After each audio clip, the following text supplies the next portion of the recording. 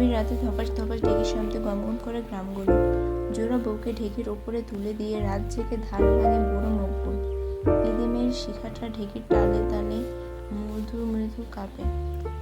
মকবুল ধমকে ওঠে বউদের, কি গায়ে শক্তি নেই? তো আস্তে আস্তে কেন? আরো জোরে চাপ দাও না।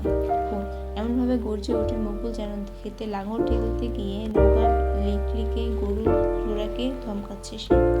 হু হুট হুট হু, আরো জোরে আরো জোরে।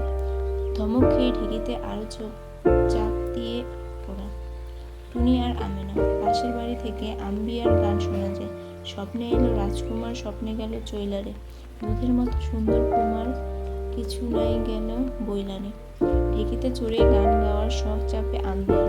17-18 বয়স হয়েছে, কিন্তু এখনো বিয়ে হয়নি ওর। আটসার দেহের খাজে খাজে দুরন্ত যৌবন। আট হাতি শাড়ির বাঁধন ভেঙে পেটে পড়তে চায়।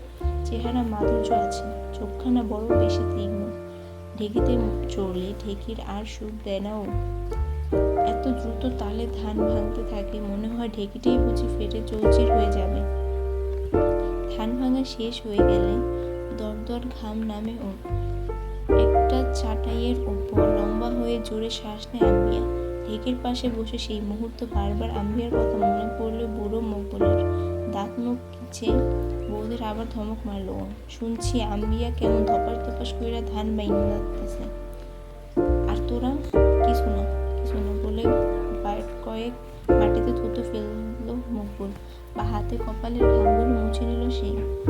দাওয়ার ওপাশে পৃথিম হাতে দাঁড়িয়ে দাঁড়িয়ে সব দেখছিল ফকিরের মা। সেখান থেকে বলল, আহা মকবুল, বউগুলোর বুঝি রাতেও বেলাও একটু শান্তি দিবি না তুই? সারাদিন তো খাটাইছিস, এখন এই দুপুর রাইতেও? বলে টুনি আর আমেনার জন্য আফসোস করতে করতে নিজের